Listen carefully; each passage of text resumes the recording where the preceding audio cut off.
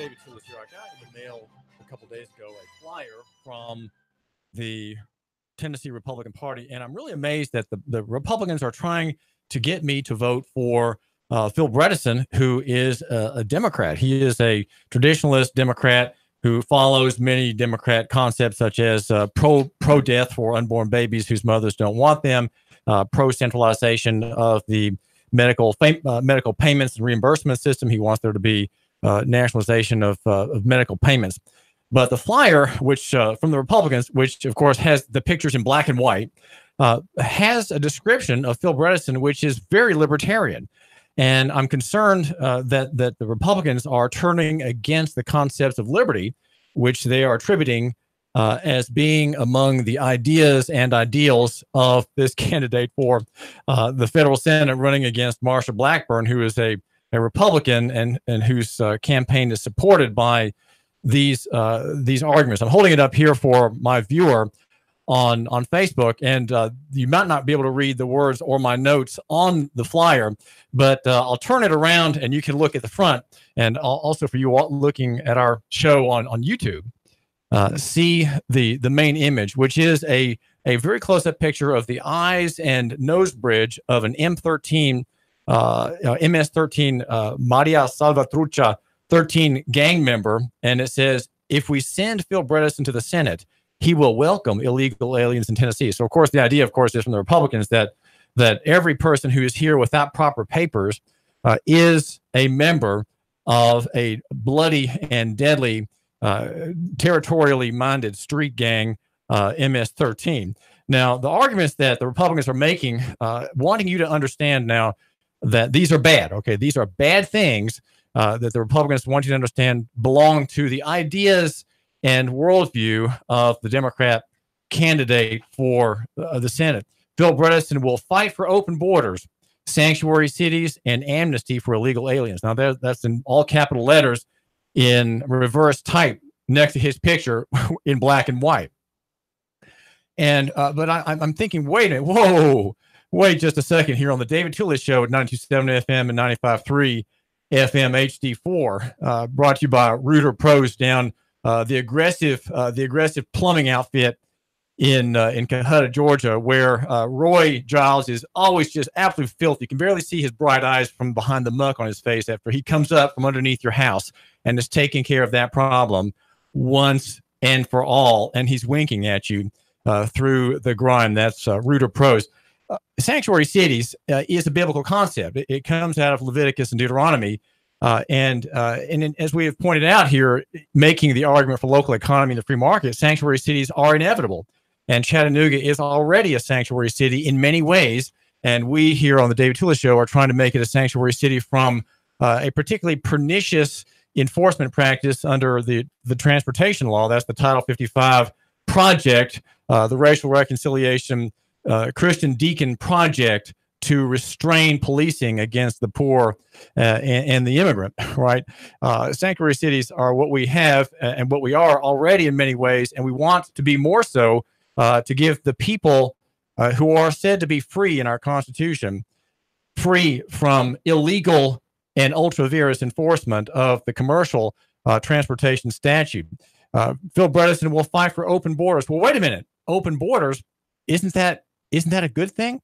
Well, yes. If you have a wall on your border or the police state at the border, you're going to have the police state everywhere else. If you're going to stop the free movement of people who are not criminals, but simply people seeking to better themselves, seeking to go to a place where there's the least violence, the least taxation, the least threat, then those are people we want to have here, if indeed we have those things. If indeed, here on the David Tillis Show, we have those things. So here, Phil Bredesen's for open borders.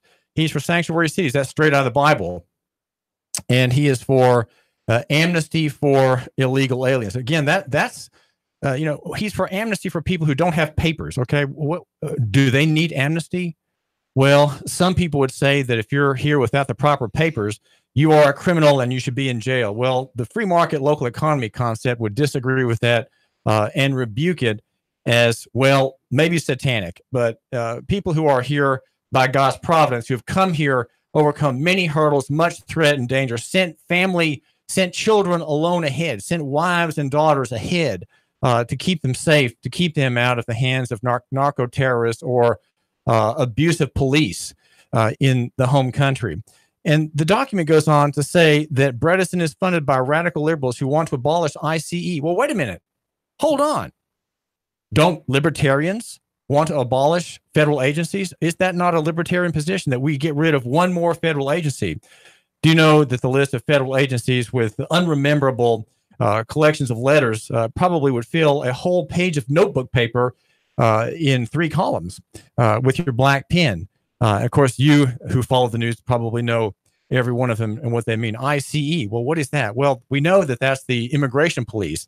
And here, Phil Bredesen wants to get rid of one federal police force. Maybe when he gets done with that, he can go after the Social Security police force. What about the armed police in the Department of Education with their 50 caliber machine guns, their automatic rifles, their bulletproof vests, their helmets, and their jackboots at the Department of Education? Is that next? Well, you know, if Phil Bredesen is going to go after one agency, it's possible that he is open to petition for the abolition of other police type agencies. So, you know, I'm just wondering about these Republicans. Do they really want me to vote for Phil Bredesen? Because they're highlighting parts of his system of thought, which are very much approved of by local economy and the free market. Listen, I've got a couple of vouchers to give away to you. Call me now, and I can send you tomorrow to the Broadway Legacy concert. That's this Saturday at the Tivoli Theater downtown. The Chattanooga Symphony and Opera has a real treat for you. You may not know the name of Jerry Herman, but he's the one who has tunes floating in your ear. If you could just catch sound of them, that would bring back a lot of memories. Hello, Dolly, Mame, and La Cage aux Folles. That's from Jerry Herman. And I've got a voucher for 2. That's you and your sweetheart here on the David Tullis Show. Call the number and we'll get this voucher to you post haste. And it is David Tullis. And caller, you're live on the air. What's on your mind? This is Compton. Are you trying to reach David Tullis and the David Tullis Show, ma'am? Well, the number to call is 497-2407. That's for a voucher for 2, 2 single vouchers or 1 voucher for 2 to the Broadway Legacy concert tomorrow evening. Again, the number is 497-2407. That's 497-2407. Well, this is David Tullis. You report and the world decides, and we have a lot to give approval of today. I wanted to let you know this is a very positive program, full of approval. There's also about the Jared Hensley story in Saudi Daisy. There has been the most that reasonably could be put upon this innocent man who's done really nothing wrong. He made a faux pas, which is in French for false pace or false step. That's just a false step in his little YouTube video. And that is the comment he made about girls messing everything up with their testing the limits on sports shorts, and he was complaining about how when there is some liberty granted, the females who are trying to entice the wandering eyes of the strong young men at Saudi Daisy High School have their crotches too much in view. And so invite a crackdown on the rules of these subjected young people who are kept in this childish confinement of high school. But he's been told that he's got his job still. He has a 10-day suspension, and he has what's called in the headline at Chattanoogan.com, special training. So you can wonder how much belabored conversation is going to be in that little presentation for this man who's widely regarded, highly respected, and he's not a talk show host who can get away with saying things like I can. You know, I can make false steps like that, and no one pays any mind. You know, I am in the talk business, and people pay me no mind. But he's important, right? This man, Jared Hensley, is a very important man, widely regarded in Saudi Daisy High School. His letter is published, and my thought for you is thinking about him. Well, just don't worry about it, Jared. It's going to be okay. You're fine. You're not any lower in the esteem of your admirers here in the Chattanooga area. Not any lower at all. My argument here is local economy and the free market. And I suggest that you love your neighbor and buy local. And if you run a store, you feel free to put that on a placard in the aisle there, hang it from your suspended ceiling, so that when your customer goes through and picking out his items, that his body movement makes a little current of air, and that sign waves a little bit after him as he passes or she passes down to the end of the aisle. Love your neighbor and buy local, not trademarked. It belongs to you. Really anyone, and we're not copyrighted, and we do welcome you to Chattanooga. If you're just passing through on the highway, just stay tuned here at 92.7 FM. If there's anything that is happening of any note, we will have it here live for you, and the CBS News at the top of the hour, and of course Sean Hannity at 3. Near in our analysis here. You want the number? Yeah, it's a talk show. Yeah, you talk too. And that number is 800-8949. That's a local number, of course. We are lococentric and have a lococentric number, 423 area code, 800-8949. That's 800-8949. Well, I've got Sam Spade in the studio, and I have a kind of a problem that I'm wanting Sam to resolve with me. I'm a classical liberal, which means that I'm very, very, very liberty oriented, and he is a libertarian of sorts. I guess I think he may shun the name libertarian, but we have been mulling over for the past few days, and especially last night, a very noted piece of writing from 1976 from a writer named Sir John Glubb, and his essay, it's very famous. Okay, if you haven't read it, it should be one that you have in your file is one to keep. Right, it's in my keeper file, and well, should I get into that or not? Hang on just a second. If you want to interrupt me, you sure can. Yeah, the number is 800-8949, 800-8949. Just one thing about my stack, okay? In my stack, I've got Sir John Glubb, okay? Sir John Glubb. And the reason I have a stack is because I look for things sometimes. I have a son, 15 years old, who is chiding me, saying, "Dad, I want to clean up your office." And of course, he's looking over at my stack behind my desk. There are multiple stacks. There's a Sky Stripe stack. There's a pro-life stack. There's a gay rights stack. And there is a general stack of law and legal articles and noted pieces like this one, The Fate of Empires. And he said, "Dad, I want to clean out your office for you." And so yesterday I sort of chortled as I said, well, listen, I'm looking for the Glubb essay, and it's in that stack right there. And I said, I bet I can find it in 2 minutes. And sure enough, I put half the stack, which is about maybe a foot tall, put about 6 inches of it on the table. And I do thank you for calling. And the number is 800-8949, 800-8949. And what is on your mind, caller? You're on the David Tooley Show. Well, and in that leavings, if you will, in my system, I found another document, which makes me. I just want to give a quick comment about this. I don't want to take Sam's time up because he's bursting to say something about the end of the American Empire. We're both trying to figure out how to take advantage of it. But the statute that I found is actions in lieu of arrest. Just a quick footnote. Okay, just a quick little footnote, food for thought. That's something you may want to think about, look at later. But it's in Title 7, Chapter 63, and it's called the whole system of being cited to court as opposed to being arrested. Now, let's keep this short here, okay? And the problem is that we have a statute that's widely abused, okay? And here's the statute, which is it should restrain the function of the police, or should I say increase the function of the police. And it's how it is that you are not arrested by Chattanooga City Police or East Ridge City Police or Red Bank, but cited. Under what authority can you be given a citation? Well, it is only when you're charged with an ordinance offense, okay? Not any state offense, but an ordinance offense. And here's the language, okay? Just read the language. And I just glanced at this, and it jumped out at me that there was something untoward about the way things are done in our municipal governments. It says, when any person violates any traffic, or other ordinance, law, or regulation of any municipal, metropolitan, or city government in the presence of a law officer, etc., goes on to say such officer or inspector may issue, in lieu of arresting the offender, a citation or complaint for such offense. Well, what that says, the word of is very important. Bill Clinton was right. What does of mean? Of means possession.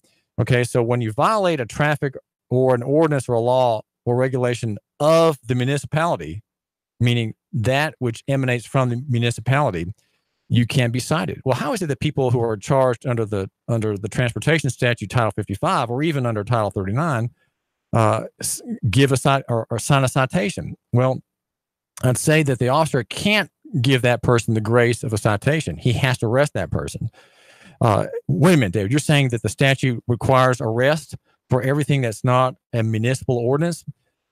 Yes, I'm saying that. What that means, though, is that the police have a duty to arrest far more people than they are now. Well, David, why would you want that? Don't you want there to be fewer arrests? Yes, I do. But the point is, if we have the police understand that they must arrest people, what we'll have in the end is fewer charges overall, because you'll have a revolt. If people are arrested as much as they should be under the statute, you would have a major retrenchment of the state. The state would be forced to retreat from its whole politics of its warfare against the people, which is what the state does routinely. The states are routinely at war against their own people. Tennessee is not excluded from that, right? We have that in evidence at many points here in local economy. So again, the law requires, if it's not an ordinance in view or a statutory provision adopted by the ordinance or the city charter, there has to be an arrest. But the cops don't do that. They don't arrest people when they're required to. They use this statute in a broader way than the statute allows. Seems like it makes this observation goes against my main argument, and in a way it does. But it does so. To point out that the law is not carefully observed. Okay, it seems to be by my reading of that, not carefully observed. So, Sam, what is Glub Pasha? Who is Glub Pasha, and what does he say? Well, Glub Pasha is an interesting person who British officer, fought in World War I with distinction. After World War I, when they began to lay off the British military because they didn't need them anymore, there was no longer a big war going on, he went out to the Middle East and went to work in the Transjordan area, is what it was called, and eventually found a job as the head of the Jordanian army. At this time, the Jordan was not just the country Jordan now, but it ran all the way through Iraq, and it was a rather large territory. And the army was called the Arab League. And he held this job until 1956, when the British made an aggressive move by invading the Suez Canal against Nasser, trying to take it over, which King Hussein told him to take a hike. He didn't want a British officer leading his army. So that's kind of his background. He wrote based on his knowledge and lectured and such for the rest of his life. And this particular article is very famous. As far as I can tell, the most famous one he's written. Came out in 1976, which is the pretty much the heyday of the American Empire. And that's why the comments, in my mind, that he makes about the future of empires, he doesn't specifically say the American Empire, but one can read between the lines. His comments are so significant in terms of what we now see going on 40 or 50 years later. You mean what we see going on in American culture? In American culture. In American government? Yes, American government and in the world. You know, he talks about the growing decadence that occurs, about the commercialism, about the growth of massive immigrant movements into the empire, mainly in the cities, and how this changes the ethnic character of the cities far more than it does the ethnic character of the countries. The rural areas tend to stay more or less ethnically, traditionally, the way the country was. But the new immigrants have different views, different cultural concepts, and the results are that many concepts and ideas that were fundamental to the nation, fundamental to the empire, if you will, are suddenly called into question. So this is an essay that's 25 pages long, but has references to a vast number of empires in the past: Assyria, Persia, Greece, Alexander and his successors, the Roman Republic, Roman Empire, the Mamluks, the Ottomans, Spain, with the Romanov Russians. What does he say in a nutshell? What is his main argument about the duration of empire? Well, one of the points that he makes is that he claims to have looked at a large number of empires and found that they last, on average, about 10 generations, 250 years. We're talking to Sam Spade. We'll be right back. We've got important message. Where are we in our rise of empire and in our decline in empire? Where are we? Is there a clock ticking on us? Well, if you take 250 years, right back. David Phillips, Nigger Radio. 3, 2, 1. Chattanooga Radio. Digital FM 95.3 HD4. 92.7 FM's news now. A man accused of hitting a 3-year-old and driving away has been arrested. 57-year-old Jeffrey Robinson arrested last night after being accused of striking a child in a hit and run. Traffic investigators say a 3-year-old and his mother were getting out of their vehicle parked on the side of the road when an SUV struck the child and then sped away. Thomas Jacobs is accused of shooting up a man's home because of an argument over business. Cops say Jacobs fired into the Ottawa home at least 9 times, miraculously hitting no one. Reports say ballistics matched Jacobs' gun to the spent casings. An attempt to police about a stolen ATV led to a massive drug bust. It happened on Skiview Drive in Sequatchie County. Cops say when they arrived at the scene, a man took off on foot but was quickly apprehended. Cops say they found several containers full of 3 pounds of meth total. 2 additional people were arrested, all from Dunlap. Val St. John for Nooga Radio News Talk 92.7 Action News now. Chattanooga Morning News with Russ and Val. Weekdays from 6 to 9 a.m. on Nooga Radio, 92.7 FM. Cash, cash, cash, and more cash. Get 8.1% return on your money. Rick Davis can turn your cash into real money. Gold and silver bullion. American Eagle Gold. The banks give you a measly 1.9%. At Rick Davis Gold and Diamonds, you'll get 8.1% return on your money.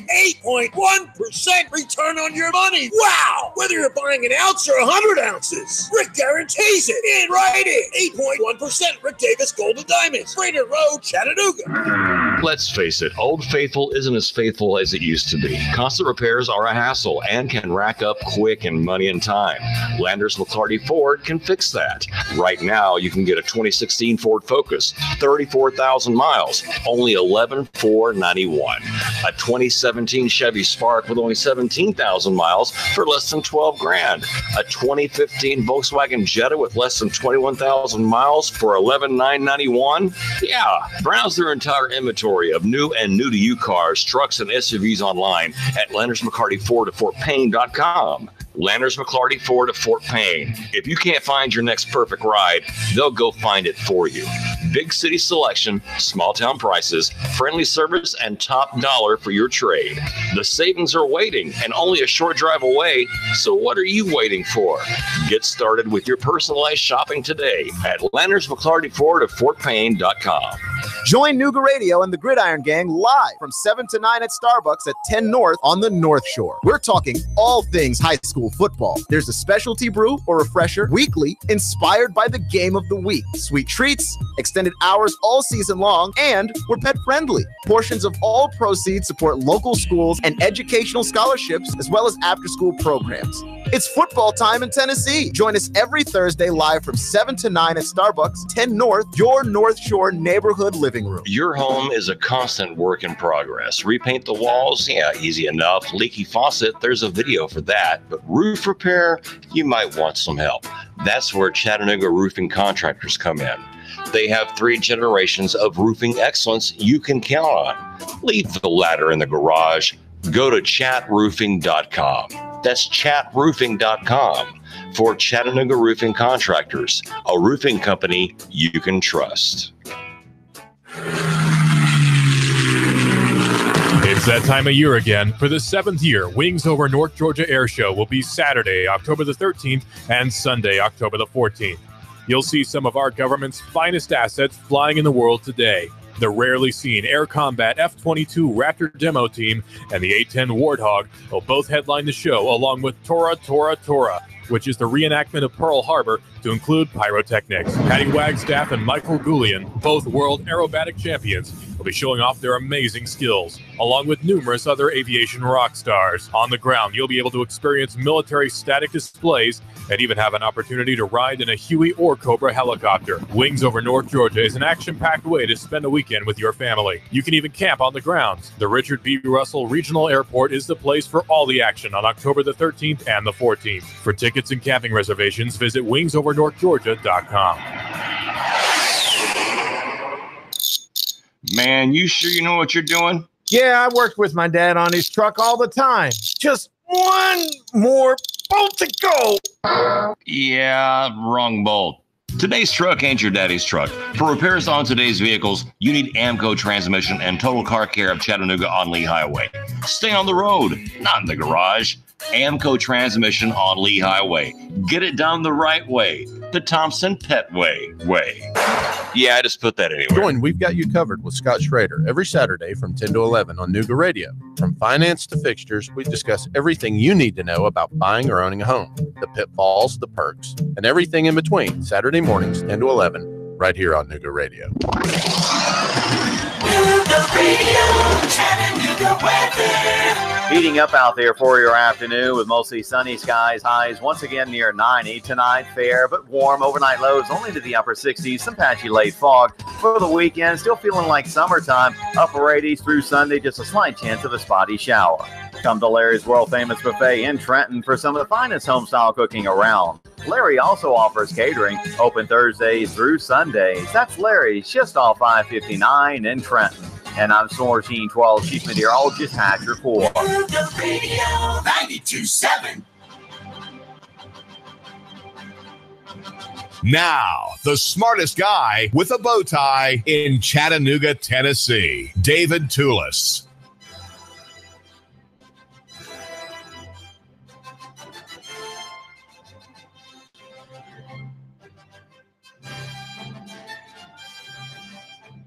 Brought to you by Nuganomics.com, the website for the man and the woman who matter. Not a very popular website because when it comes to text and writing, very few people matter.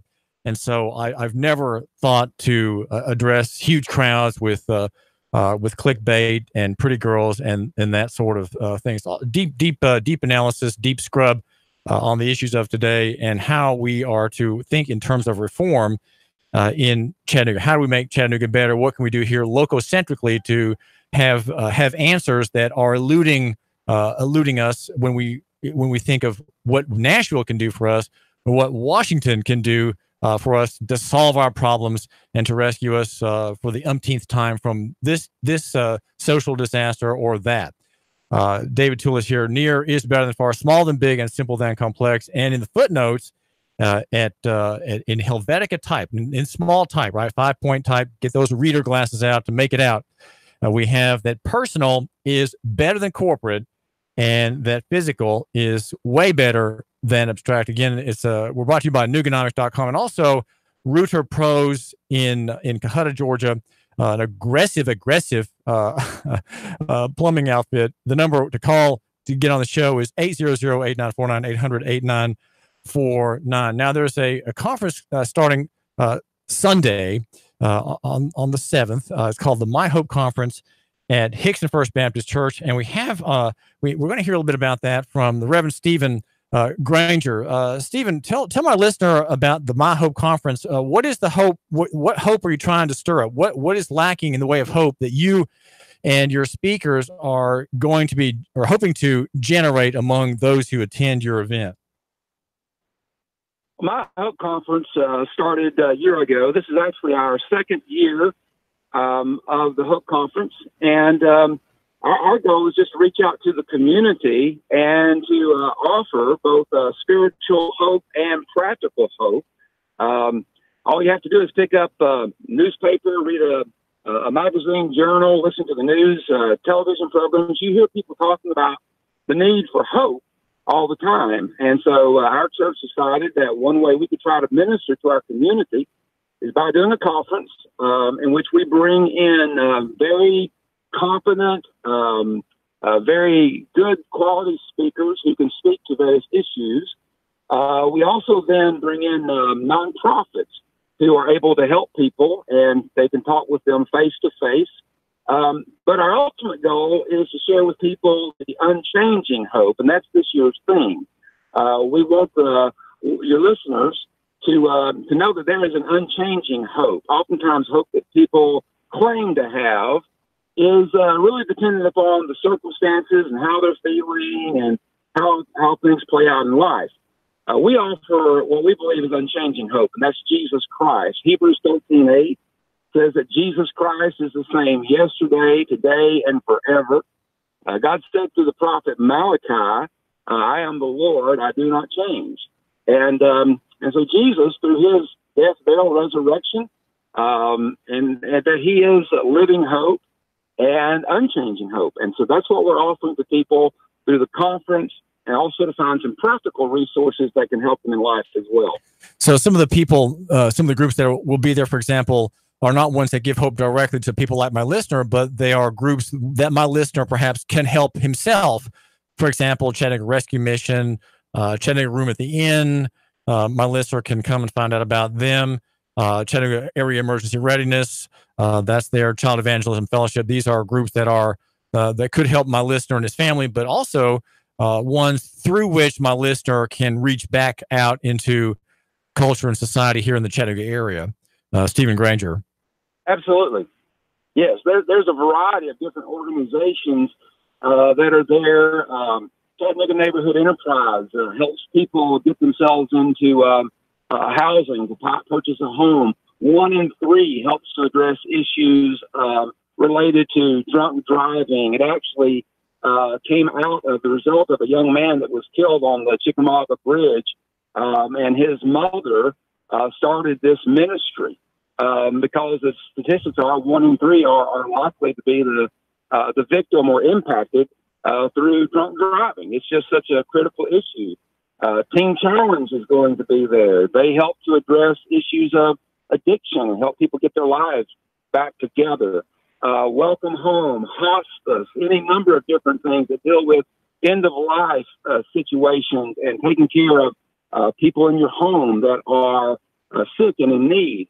So we're trying to offer as many practical resources in addition to the spiritual resources to everyone that's listening and those who come and participate in the conference. Well, who are the main speakers, Pastor Granger? The main speakers that we will have, beginning with Sunday morning, is Ken Lewis. And what we're doing at 10:30 Sunday morning is that we are celebrating the 95th anniversary of our church, but it's also incorporated into the conference. He's going to be sharing a message about unchanging hope for every generation.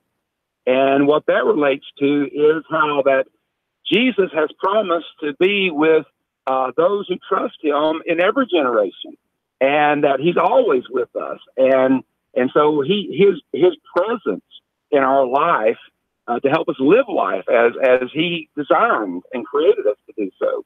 And then on Sunday evening, Toby Brogdon will be with us. He was actually with us last year, was the favorite of all the speakers, and we invited him back. He's going to be sharing a message on the subject, unchanging hope for those giving up on life. And to us, that's one of the most critical of the sessions, because it's going to address issues such as depression and people just living their life in isolation because they feel defeated. Life's not worth living. The issue of people that are turning to drugs and alcohol, and we all know what a tragedy the drug epidemic has become and how many lives have been lost and families impacted. And that's because of people just are caught up in a cycle of hopelessness. And then, the ultimate of it really is suicide, when people become so desperate that they're just ready to give up on life and end the pain by taking their life. So Toby's going to be speaking to and addressing that matter of hope for those giving up on life. Then on Monday and Tuesday evening, which start at 6:30, the Sunday evening begins at 5:30, Dr. Mike Whitson, who is a very seasoned pastor, preacher. He's been pastor of a church where he's at for over 30 years. It grew from just a handful of people to several thousand. He speaks around the country. He's going to speak on Monday night about unchanging hope for broken promises of life. How many promises have been broken of marriage, of parents not being there for their children, you name it, friends that betray us and fail us. What he's going to talk about is that there's one who makes promises that never breaks those promises, and that is God himself and the Lord Jesus Christ. Then on Tuesday evening, Dr. Whitson will also be preaching on unchanging hope for the uncertainties of life. Life is just uncertain. You can be doing well and everything's going great today, and then your life can be turned upside down tomorrow.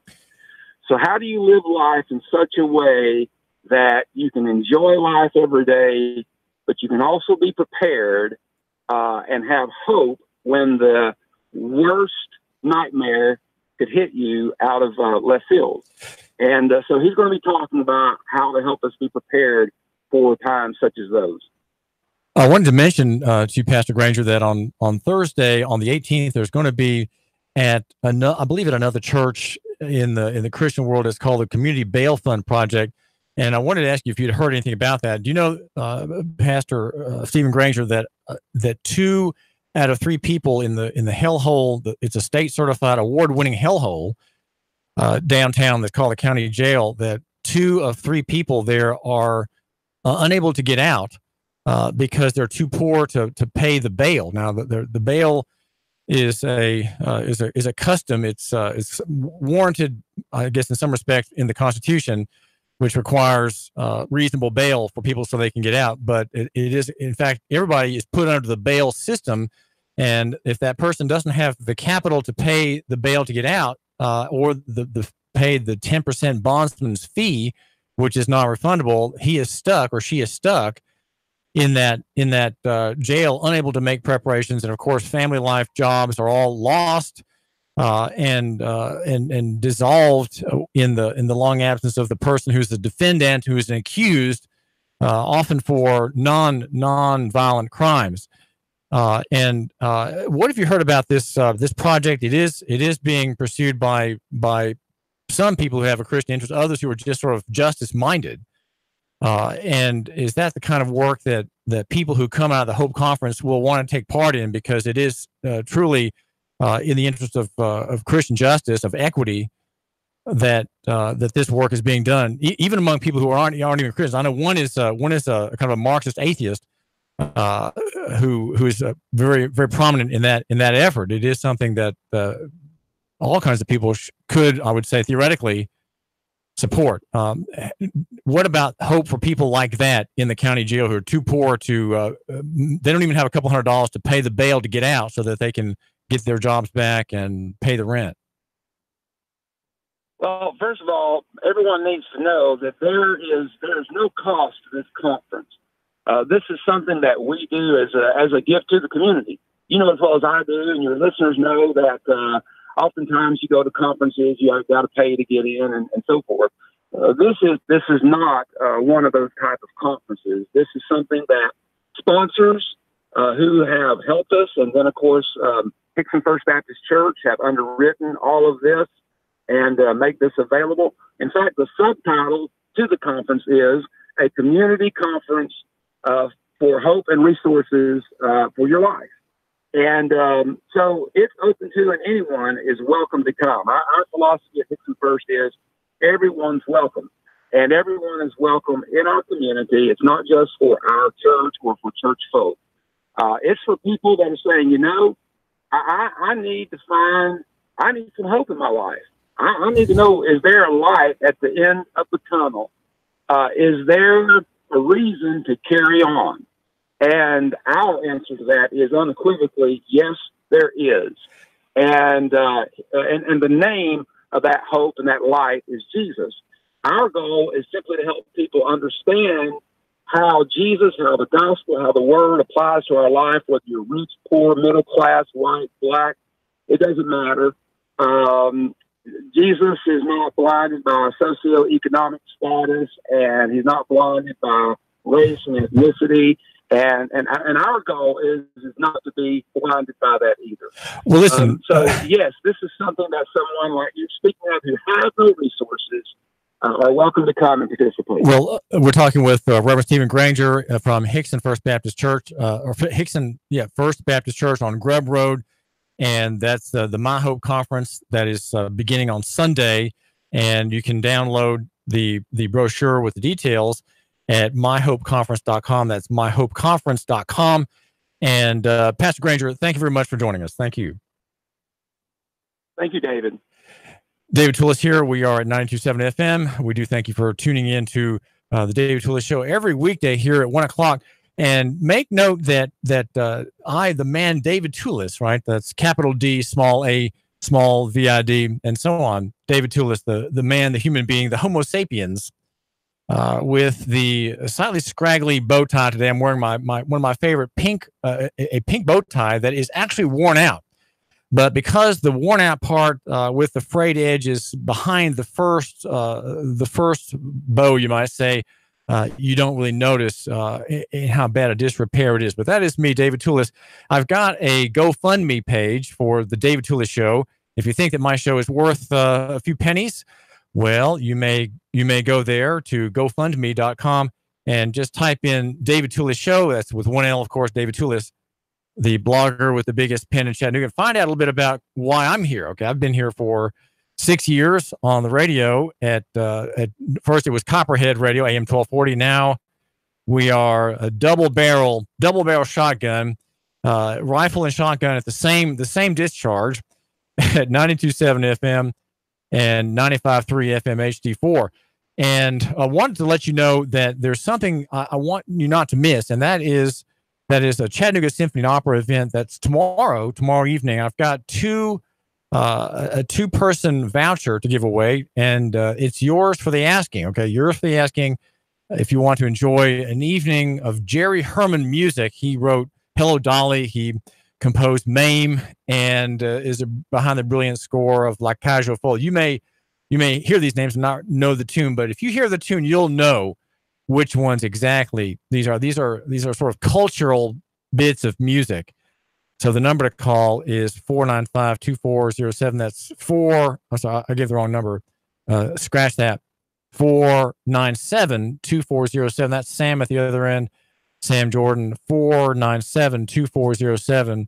And brought to you by your friends here at Nuga Radio, 92.7 FM and 95.3 FM HD4, high definition TV4. So that is the My Hope Conference, again, separately from that. And that starts on Sunday with several speakers here. Now, I want you to hear just my report. I go every Thursday evening to the Citizens Police Academy, and I went last night, and I think the addition of that public relations event on behalf of police, put on by the police department, is one that had probably a lot of interest, and that was the whole SWAT and fraud investigation part of the department. There was a sergeant named Rusty Morrison who told all about the special weapons and tactic enterprise, and the key detail is this, that the most military part of the police department, which of course is highly militarized and operates as a kind of military organization serving Mayor Andy Burke, it has 35 to 40 high-risk warrant arrests a year, and that's its biggest work is that, and that's 70% of its action. So 70% of the time, 7 out of 10 times in which it is called into action, which enrolls into high gear with all the armor, the weapon, the military weapons, and the like, is for high-risk warrants. So that is about 40 events a year, according to Sergeant Rusty Morrison, who gave a presentation. And that would be where someone is rated as a prospect for violent response, either by weapon or some kind of usually a weapon. If that person is armed, or has maybe a military background, or has a record of having violent acts in the past, or arrests dealing with assault, that kind of thing, that sort of person is viewed as a high risk arrestee, a high risk suspect or subject, and perhaps one who might want to barricade himself in a room or a house. That's kind of person who is thought to be too much for the regular street officer, and so the SWAT is called in for what's called a high risk arrest. And so there are snipers. There's also a 40 millimeter grenade launcher, and from that emanate gas rounds and bean bags. And the sergeant was told when he was younger, he's been on that team for several years. Let me see how long he's been. He's been on that team since for 13 years now. Sergeant Rusty Morrison. The best part to be in, he says, is the sublethal guys who can use this gas. And so gas is something that's used to disable people, to make them flee a house where they have barricaded themselves into, so that they might be waylaid and arrested. So that there's a very large group of people. There are 500 sworn officers. We have a gigantic, absolutely gigantic police department in Chattanooga. And he told very kind of prosaically told about how you become qualified. You have their physical requirements, their shooting requirements, and one point I found very interesting is his statement that we don't want aggressive people, though we are definitely those are definitely the wrong people. And it's interesting because that is the most militaristic, the most aggressive, you might say the most imperial part of this army of officers are these, but we don't want them to be aggressive. And so I guess the goal is to have people who are very calculating and very careful, knowing that they have lethal force in large amounts, including one 50 caliber Barrett rifle. There are AR-15 style rifles, Bushmasters, and he told us about the heavy vest, the helmets, the pole cameras that move around the walls. You can see things. There are robots, as well as a robot that's also available for this department. There's keeping falling device inside the building through a smashed window, and practicing active shooter situations, warfare training. This is David Toulis, and I do thank you for tuning into the show. David Toulis, Nigger Radio. 3, 2, 1. Chattanooga Radio.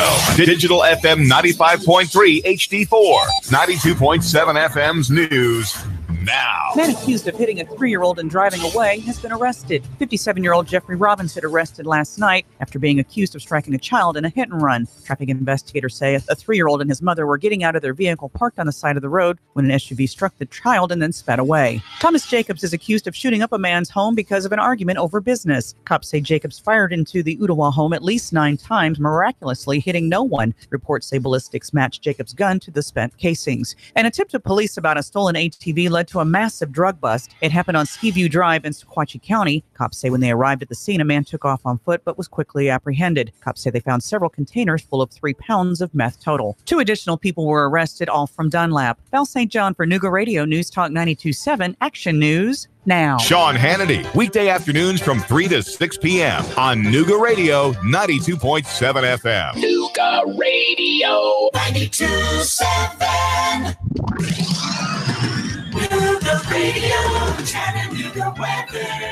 Heating up out there for your afternoon with mostly sunny skies. Highs once again near 90 tonight. Fair but warm. Overnight lows only to the upper 60s. Some patchy late fog for the weekend. Still feeling like summertime. Upper 80s through Sunday. Just a slight chance of a spotty shower.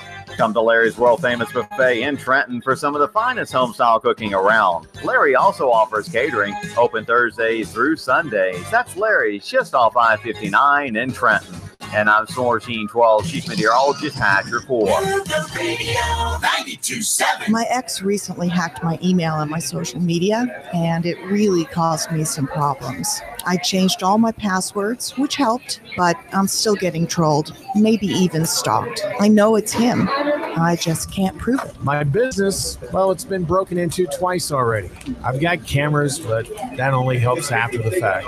I'd rather prevent it from happening in the first place. Unity One East is your solution to these and many other security concerns. With private investigation, security services, and backed by decades of real-life experience in military and law enforcement, Unity One East is your instant contact for security, investigation, and consultation to help protect you, your family, and your business. No 1-800 number, no red tape, no wait, because Unity One East is local and available 24/7. Reclaim your peace of mind. Call Unity One East, 475-6206, 475-6206. Call 423-875-3600 if you're looking to expand your professional look of your business. Then consider the vast opportunities that are available when you locate your office with the Rains Group family. Remember, it's location, location, location. And the Rains Group has the location for your professional office. Check out the spaces for lease at Executive Business Park on the Lee Highway. Small or large, we will be able to suit your needs with the Rains Group. Call 423-875-3600 for the business professionals with the Rains Group. Nuga Radio. Are you brain dead? Still voting for pathetic liberals? Take 3 hours of Sean Hannity from 3 to 6. Nuga Radio. Then call us in the morning between 9 and 11. 92.7 Nuga Radio.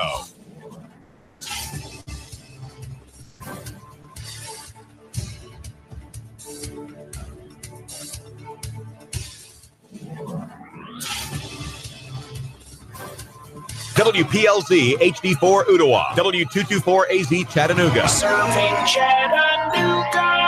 Broadcasting live from the center of the universe, the Tennessee Valley's most listened to news talk station. Nuga Radio 92.7.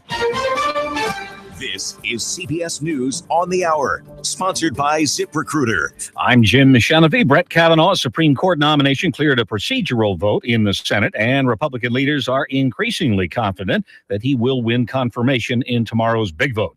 Judiciary Chairman Chuck Grassley. I hope we can say no to mob rule by voting to confirm Judge Kavanaugh. Maine Republican Senator Susan Collins voted yay on that procedural vote and is expected to announce in about 1 hour whether she will vote yay tomorrow. Correspondent Nicole Killian. A number of protesters have been inundating Senator Collins and have been outside of her office. They've been protesting outside of her offices in Maine. And so she, too, because she is a moderate Republican, kind of faces a similar dilemma. She has not tipped her hand either way, which way she's going to vote. Obviously, this morning we saw that she did vote yes to proceed, but she still has not made clear what her final decision will be. West Virginia Senator Joe Manchin's the only Democrat known to be undecided.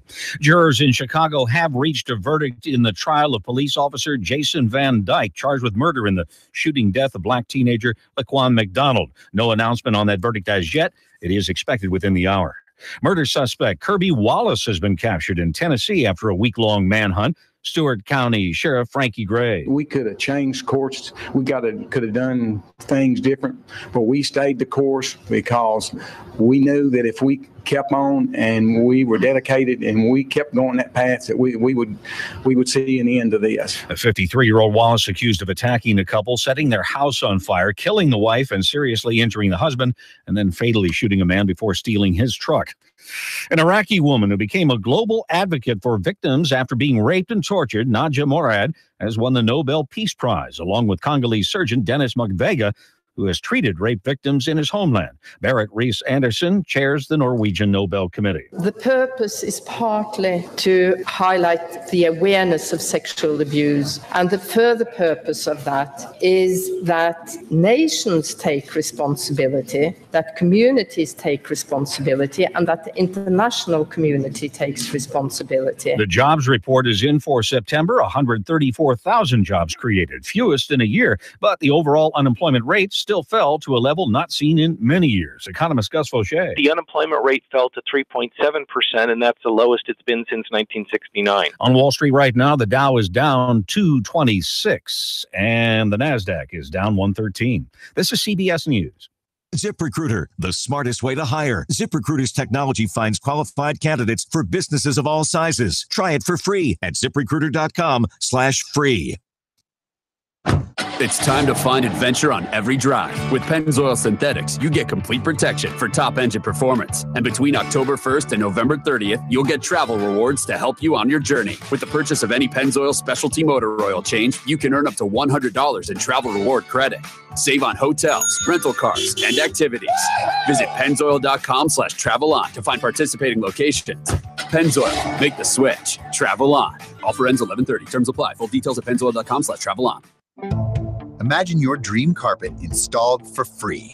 The Home Depot offers all-inclusive installation on minimum purchases of $699. That's removal of your old carpet, basic furniture moving, and stairs. So the dream carpet you want comes at the price you were expecting. Free carpet installation that's actually free. The Home Depot. More saving, more doing. Valid only on showroom carpet price $1 or more per square foot. Specialty items may be priced separately. License numbers including 47781 available at homedepot.com/license numbers.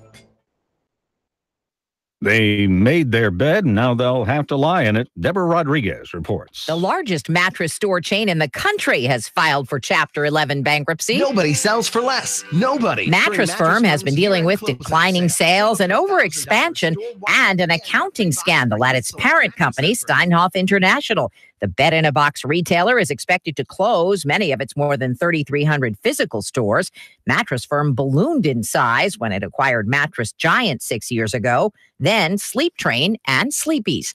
Deborah Rodriguez, CBS News. You like watermelon? Head to the Virginia State Fair, where this year's winning watermelon has tipped the scales at 254 pounds. Took 4 men to load Hank Houston's winning melon into a truck to get it to the fair. Houston says this year's winner is the grandson of a previous record holder, a 245-pounder. After the fair, the big melon will be headed to the compost pile. It's too overripe to eat. Jim Shenevy, CBS News. 3, 2, 1. Chattanooga Radio. Digital FM 95.3 HD4. 92.7 FM's news now. Florida man arrested in East Ridge after an hours-long manhunt. The police say he crashed his car on I-75, then ran into the woods on foot. After an hours-long search, he was found at a creek bed on Camp Jordan, dragged out of the woods, thrown into the back of a squad car. Initial reports said he was armed and that the car he was driving was carjacked. It later turned out that was not true. Reports said a passenger in his car lied. She was charged with making false statements. Man accused of hitting a 3-year-old and driving away was arrested. 57-year-old Jeffrey Robinson taken into custody last night, accused of striking a child in a hit and run, facing several charges, including failure to render aid. Saudi Daisy Athletic Director Jared Hensley offered an apology for statements that he made in a video, saying he used poor choice of words and made inappropriate comments. Rennie Fairbanks, county commissioner, came to his defense, saying that to fire him would be a mistake. Russell Stroud, Nooga Radio News Talk 92.7 Action News now. Nooga Radio, Chattanooga weather. Heating up out there for your afternoon with mostly sunny skies. Highs once again near 90 tonight. Fair but warm. Overnight lows only to the upper 60s. Some patchy late fog for the weekend. Still feeling like summertime. Upper 80s through Sunday. Just a slight chance of a spotty shower. Come to Larry's World Famous Buffet in Trenton for some of the finest home-style cooking around. Larry also offers catering, open Thursdays through Sundays. That's Larry's, just off 559 in Trenton. And I'm Sorgene 12, Chief Meteorologist at your core. Radio 92.7. Listen to that. That's the sound of power and the call of the open road. That's the sound of the newly designed 2019 Indian Chieftain Limited. Yeah, Indian. It's more than a bike. It's an experience and an American icon. The place to find it, Indian Motorcycle of Chattanooga, along with their entire new 2019 line. The open road is calling. Answer the call. Go to Indian Motorcycle of Chattanooga. Just look for the sign on 153 and Amnicola. Indian Motorcycle, the true American original. Join We've Got You Covered with Scott Schrader every Saturday from 10 to 11 on Nooga Radio. From finance to fixtures, we discuss everything you need to know about buying or owning a home, the pitfalls, the perks, and everything in between. Saturday mornings, 10 to 11. Right here on Nooga Radio. If you want to discover the real hope for your life through inspirational music, relevant messages, and testimonies from others who have already found hope, then we encourage you to visit the second annual My Hope Conference, October 7th through 9th at Hickson First Baptist Church. Free admission and childcare is provided for kids up to pre-K, while those in kindergarten through 5th grade will attend the Kids Hope Rally. For more info, visit myhopeconference.com or call Hickson First Baptist Church at 423-877-2467. Sean Hannity, weekday afternoons from 3 to 6 p.m. on Nuga Radio 92.7 FM. Nuga Radio 92.7. Now, the smartest guy with a bow tie in Chattanooga, Tennessee, David Toulis.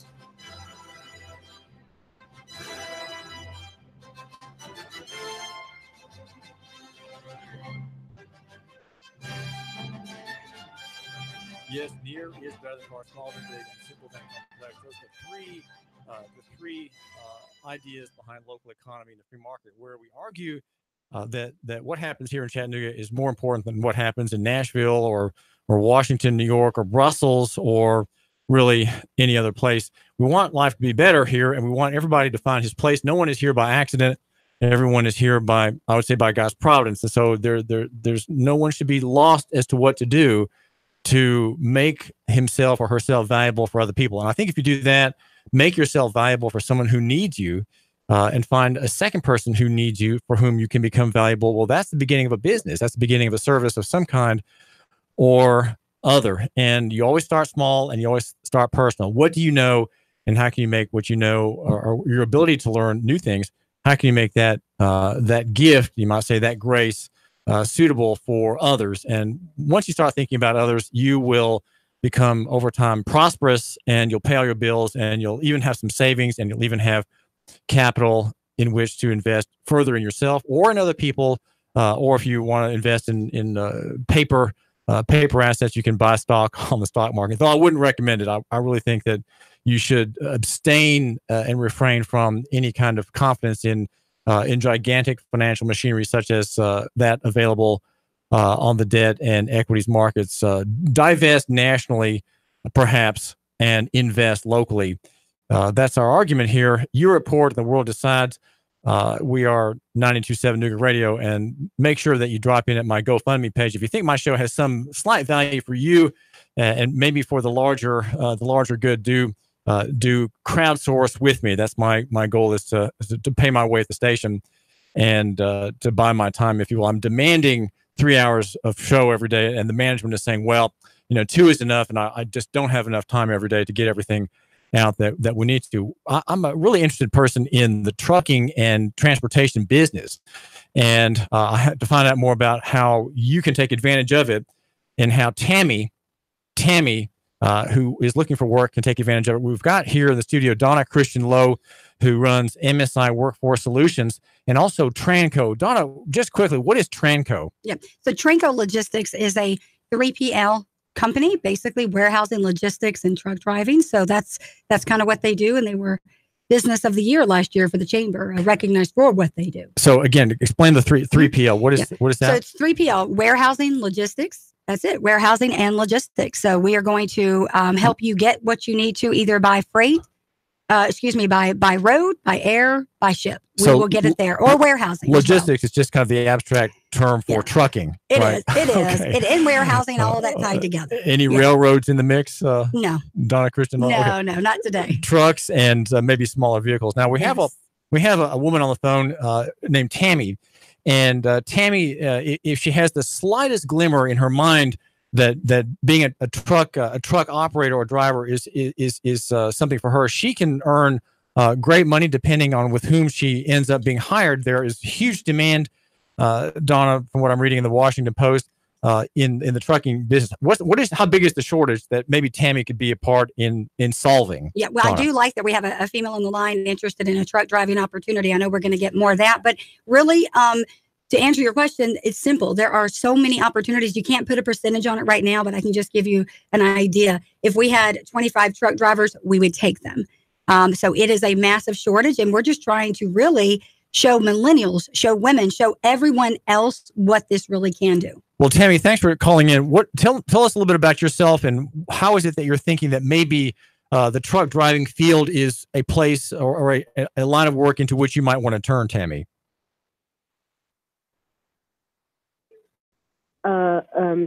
I live in Chattanooga, and I've been trying to find full-time permanent. I've been to several agencies, staffing agencies like Express and Manpower and Kelly and all of those, but I just want to look for something long-term. And truck driving just seems to be the place for me. I like to travel. I like to be on the road. I've even gotten my CDLs, but it's kind of hard for a woman in this field, and I'm just kind of like, where do I need to go, or how do I need to do it?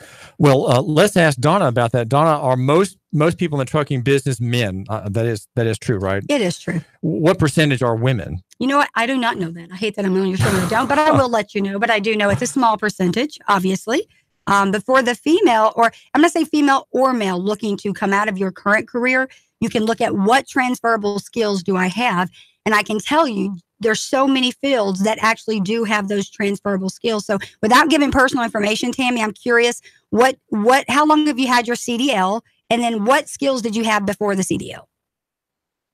I went to the school of truck driving, and I've had them for about a year now, but it's just I'm real uncomfortable with it because I don't know who or what, because everybody has that great idea of come be a truck driver, but it's kind of scary being a woman in this field. Well, Tammy, I'll tell you what. So a little piece of information. I don't run Tranco. I'm the director of marketing and director of talent management. Let's make that clear.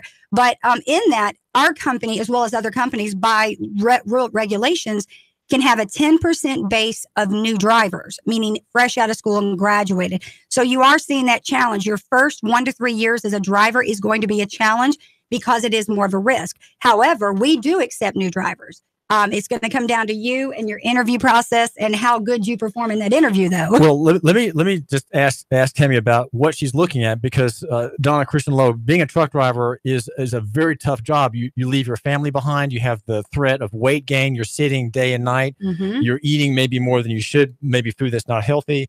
You're not respected by police. Truck drivers, according to the Washington Post, are often harassed. So Tammy faces that kind of problem. And she may, if she's married and has maybe a husband, a happy husband, that she's going to be leaving him alone for days at a time. That's a strenuous thing too. So, well, but there are options, and we look at work-life balance, and things you said are true: the weight gain, the health. But what we do as an industry and as Tranco, we really focus on work-life balance so that you have options. So you can be an OTR, over the road driver, and you are going to be gone a lot of the time. You're not going to be home every night. How far do you go when you're an OTR? Well, it depends on the company, but you can go to California from Tranco. You can go to California, Savannah. You can go just about anywhere.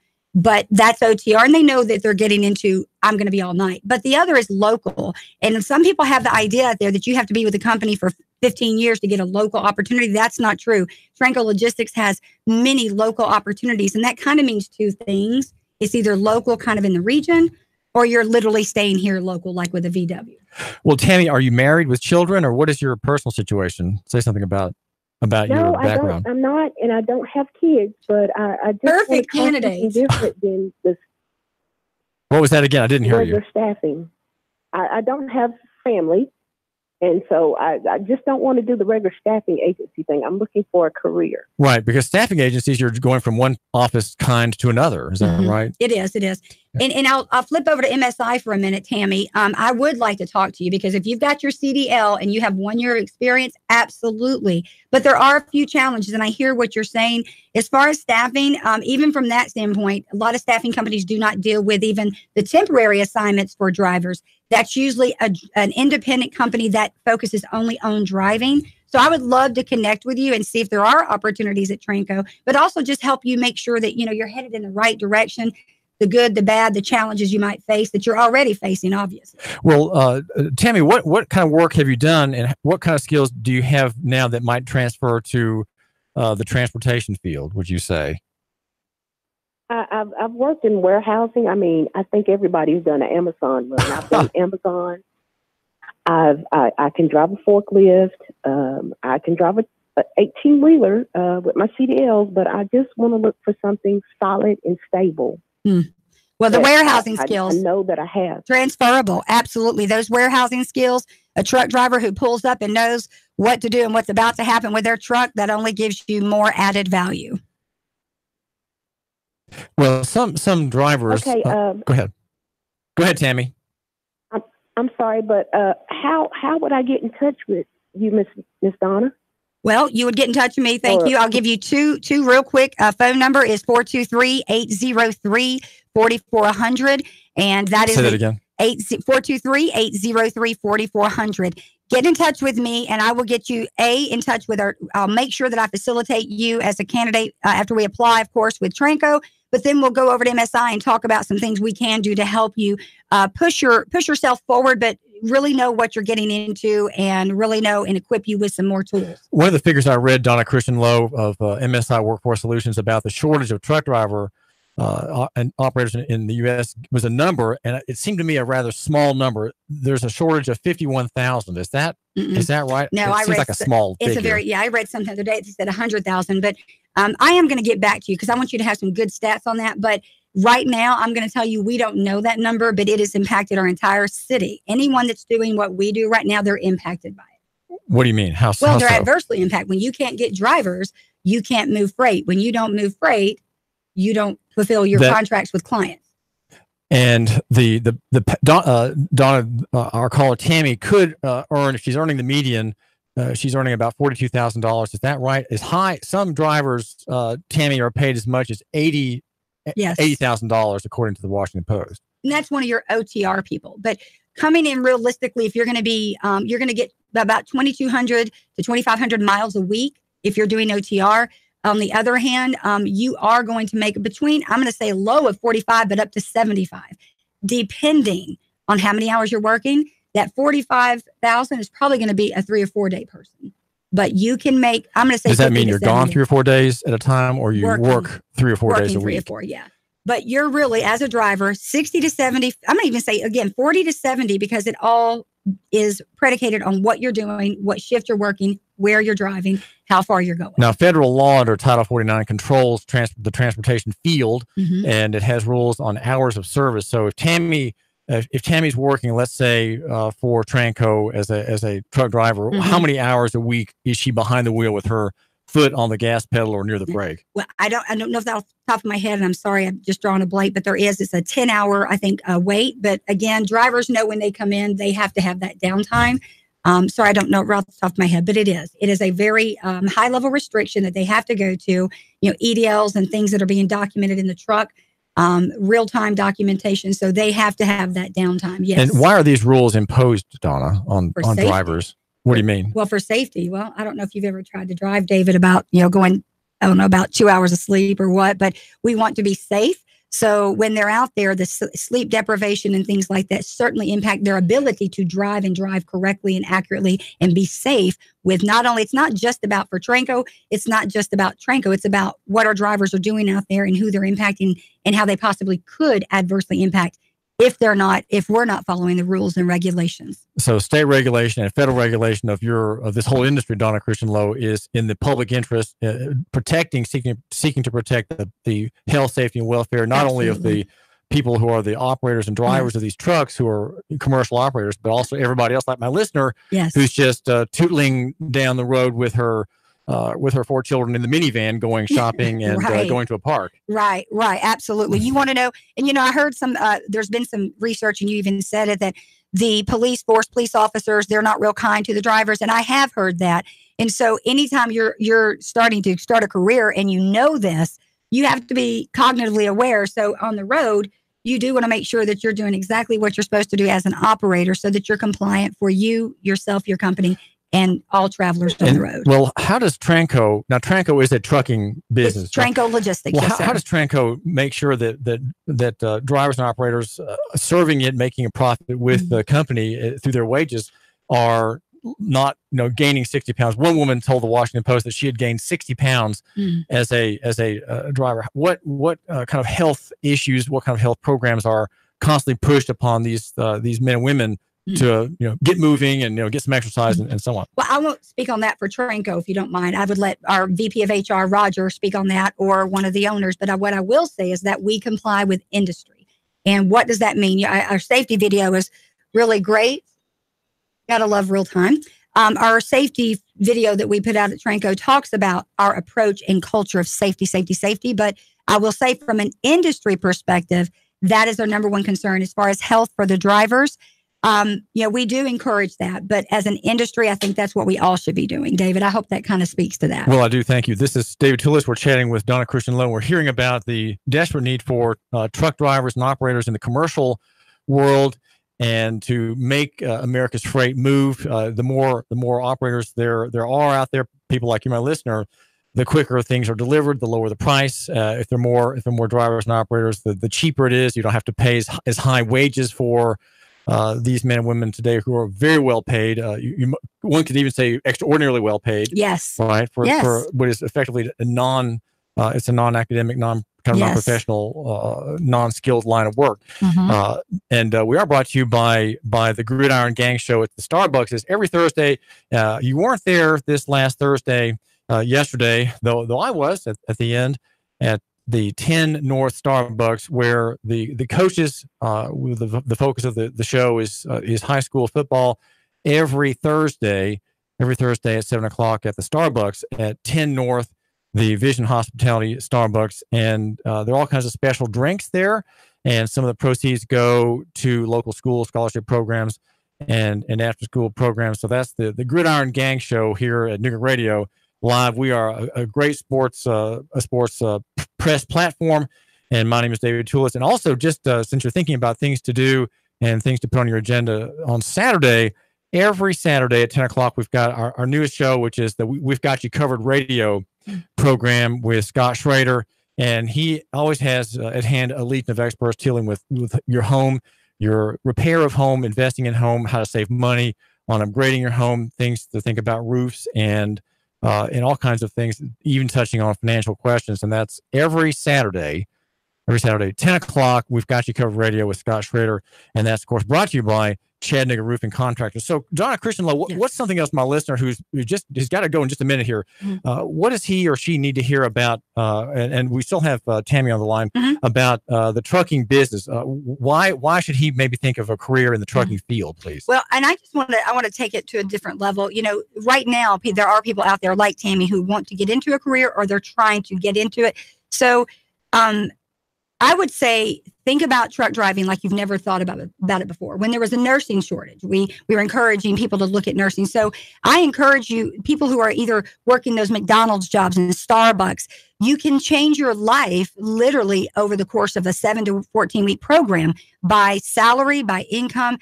You don't have to be away overnight. So I would encourage the listeners, if you are even thinking about truck driving, if you're a more mature candidate, and you're near the end of that career, but you're still going to have to work, guess what? Right now, that is the best time, because we know you're going to be consistent, you're going to be there, and you can get through a program. So I would just encourage you to look outside of what you know, those stereotypes of truck drivers from female to male, and consider it. Tammy, thanks for calling. Anything else you wanted to mention? No. Can I get that number again? Yes, ma'am. Yes, ma'am. You can. It is 423-803-4400. And someone there at the office, let them know you talked to me on this radio show, okay? All right. Thank you, Tammy. Thanks, Tammy, for calling. This is David Toulis, and we are arguing for local economy and the free market. My slogan is love your neighbor, and by local, that is to have a loco-centric, nougat-centric perspective. And I'm the blogger with the biggest pen. My platform, my press platform, is Nouganomics.com, where we explore a lot of these issues. It's getting to be kind of a legal content platform, as I'm doing a lot of reading in the law and the statutes, and want to suggest that we have many more liberties than we realize. We're hearing kind of a bleak report about our situation as Americans. We are a free people, of course, here in Tennessee, and there are remarkable limits on Tennessee law. I've been spending a lot of time reading Tennessee law, and one thing in particular is the transportation statute, which is Title 55, and it doesn't really apply to as many people as we thought, and as broadly as police officials and people such as Neil Pinkston might suggest in their missives to me about the scope. But we're talking with Donna Christian-Lowe. So MSI Workforce. Now, just quickly, my listeners remembering MSI, there was something last year in the way of controversy in city government. What is MSI doing vis-a-vis the city of Chattanooga, Donna? So what we are doing with them in terms of a business and partnership, we work with Dr. David Banks. You know him. Dr. David Banks is there. I don't know, director or title, but he's over career development. So we work with him throughout the youth and family services. And what we do is training. We do success in life in the workforce training. We've probably had over 300 people go through the course. So we do that with them. And what we do is help those people secure employment after the fact. But we do a training with them. And we also work on filling positions that we get through the city that aren't filled through other contracts. Such as the one that we went to win after. So when those positions aren't filled, we get an opportunity to go for those individually and bid for those. My listener has a teenage children, a daughter 17 and a son 19. What is your advice, Donna Christian-Lowe, to that dad or that mom listening right now for that young person as far as employment? Well, I would say right now, with the market like it is, and knowing that it's probably going to be this way for a period for the foreseeable future, get your kids into classrooms. Get your kids into places that they can shadow. Put them in front of people. You can't be what you can't see. So start making sure they see those things. Donna, thanks for joining us. Thank you for having us. Donna Christian-Lowe oversees marketing and outreach for Transco and the district. She's also owner of Corner with your husband, Marty Lowe, CEO of MSI Workforce Solutions. This is David Toulis. It's a great field to think about. Entering David Toulis, Nuga Radio, and now we've got some important messages, and I'll be right back. 3, 2, 1. Chattanooga Radio. Digital FM 95.3 HD4. 92.7 FM's news. Now. Man accused of hitting a 3-year-old and driving away has been arrested. 57-year-old Jeffrey Robinson arrested last night after being accused of striking a child in a hit and run. Traffic investigators say a 3-year-old and his mother were getting out of their vehicle parked on the side of the road when an SUV struck the child and then sped away. Thomas Jacobs is accused of shooting up a man's home because of an argument over business. Cops say Jacobs fired into the Ottawa home at least 9 times, miraculously hitting no one. Reports say ballistics matched Jacobs' gun to the spent casings. An tip to police about a stolen ATV led to a massive drug bust. It happened on Skiview Drive in Sequatchie County. Cops say when they arrived at the scene, a man took off on foot but was quickly apprehended. Cops say they found several containers full of 3 pounds of meth total. 2 additional people were arrested, all from Dunlap. Val St. John for Nuga Radio News Talk 92.7 Action News now. Chattanooga Morning News with Russ and Val. Weekdays from 6 to 9 a.m. on Nuga Radio, 92.7 FM. Cash, cash, cash, and more cash. Get 8.1% return on your money. Rick Davis can turn your cash into real money. Gold and silver bullion. American Eagle Gold. The banks give you a measly 1.9%. At Rick Davis Gold and Diamonds, you'll get 8.1% return on your money. 8.1% return on your money. Wow! Whether you're buying an ounce or 100 ounces, Rick guarantees it in writing. 8.1% Rick Davis Gold and Diamonds. Raider Road, Chattanooga. Let's face it, Old Faithful isn't as faithful as it used to be. Constant repairs are a hassle and can rack up quick in money and time. Landers McClarty Ford can fix that. Right now, you can get a 2016 Ford Focus, 34,000 miles, only $11,491. A 2017 Chevy Spark with only 17,000 miles for less than $12,000. A 2015 Volkswagen Jetta with less than 21,000 miles for $11,991. Yeah, browse their entire inventory of new and new-to-you cars, trucks, and SUVs online at Landers McCarty Ford at FortPayne.com. Landers McClarty Ford of Fort Payne. If you can't find your next perfect ride, they'll go find it for you. Big city selection, small town prices, friendly service, and top dollar for your trade. The savings are waiting and only a short drive away, so what are you waiting for? Get started with your personalized shopping today at Landers McClarty Ford of FortPayne.com. Join Nuga Radio and the Gridiron Gang live from 7 to 9 at Starbucks at 10 North on the North Shore. We're talking all things high school football. There's a specialty brew or refresher weekly inspired by the game of the week. Sweet treats, extended hours all season long, and we're pet friendly. Portions of all proceeds support local schools and educational scholarships as well as after-school programs. It's football time in Tennessee. Join us every Thursday live from 7 to 9 at Starbucks, 10 North, your North Shore neighborhood living room. Your home is a constant work in progress. Repaint the walls? Yeah, easy enough. Leaky faucet? There's a video for that. But roof repair? You might want some help.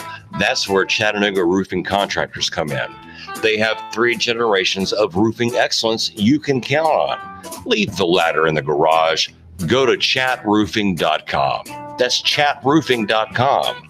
for Chattanooga Roofing Contractors, a roofing company you can trust.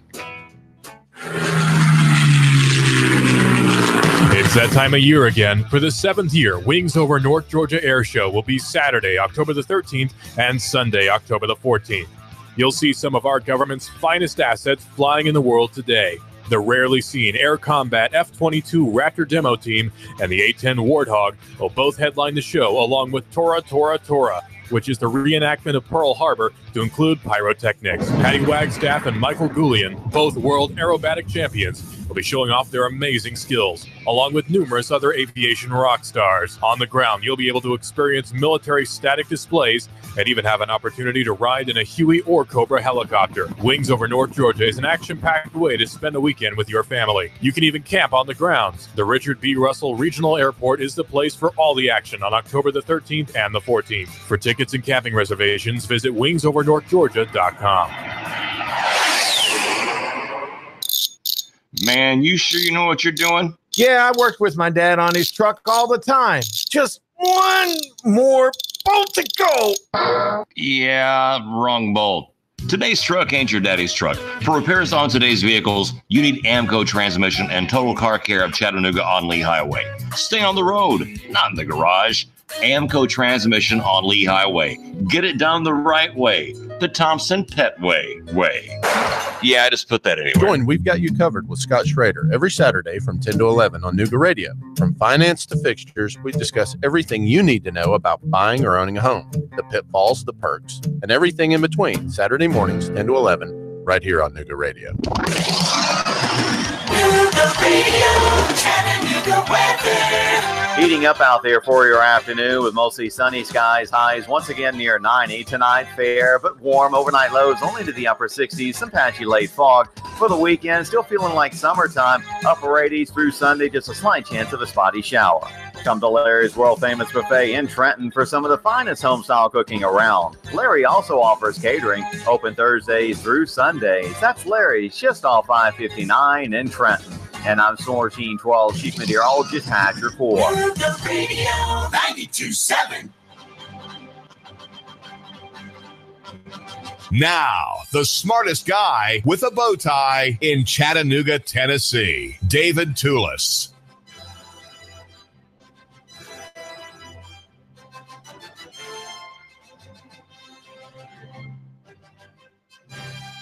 There is a telling detail in a very famous essay by Sir John Glubb called The Fate of Empires and Search for Survival, 1976. And the detail is the change in the type of protections the Roman legions had in the early part of their reign and the last in the last part. At the time of the Roman greatness, the legions would dig a ditch around their camps at night to avoid a surprise attack, and they were just earthworks.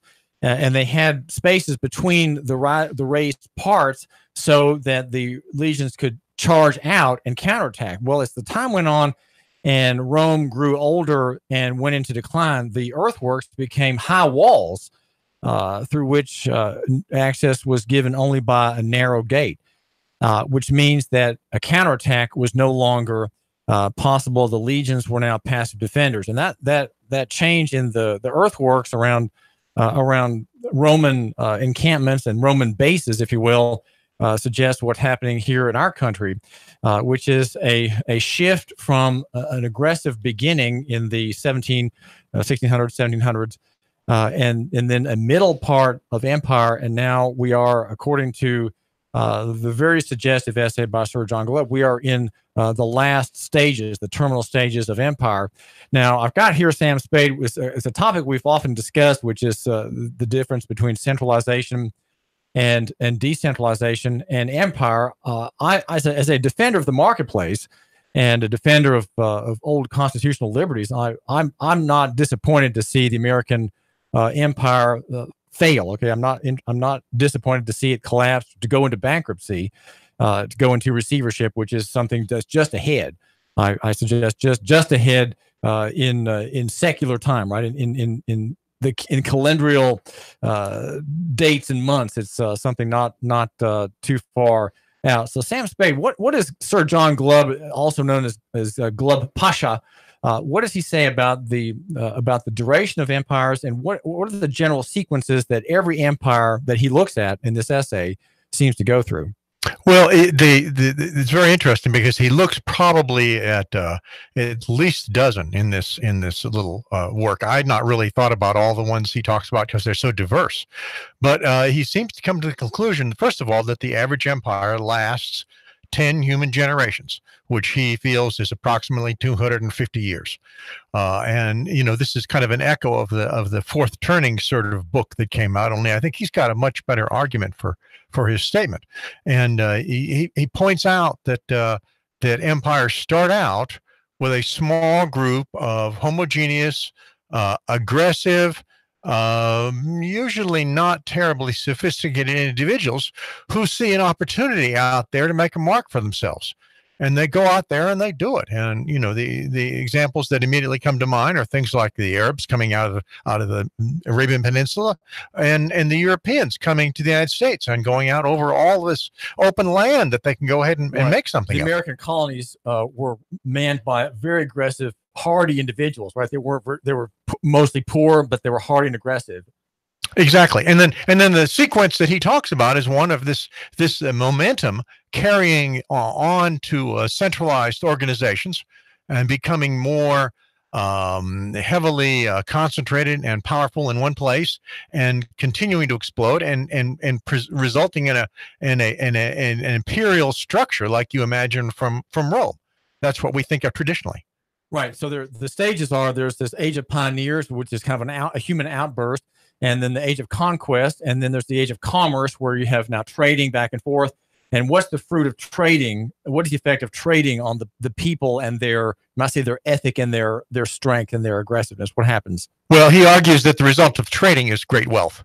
And great wealth results in the loss of a national purpose or an overall social purpose, results in individuals really becoming soft and spoiled in their outlook. I'm not sure those words are exactly the ones that he would use, but I'm trying to convey the gist of it. And then eventually looking for something else to fill their lives with, where the age of decadence comes in. And he begins to talk about social decay.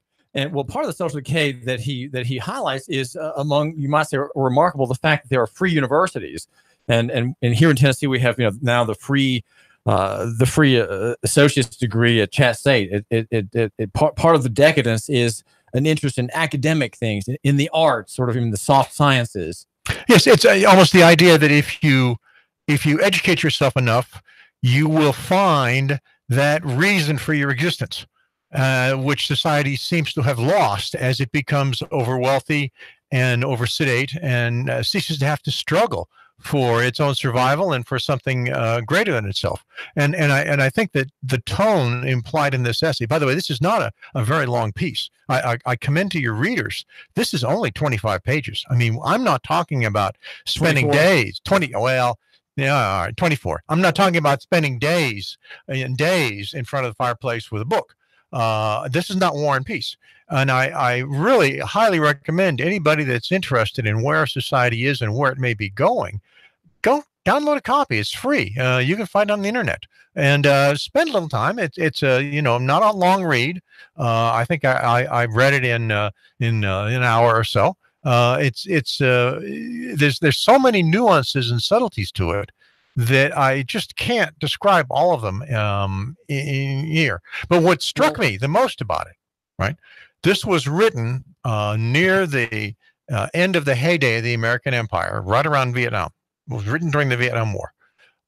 He obviously had no way of foreseeing what America would become.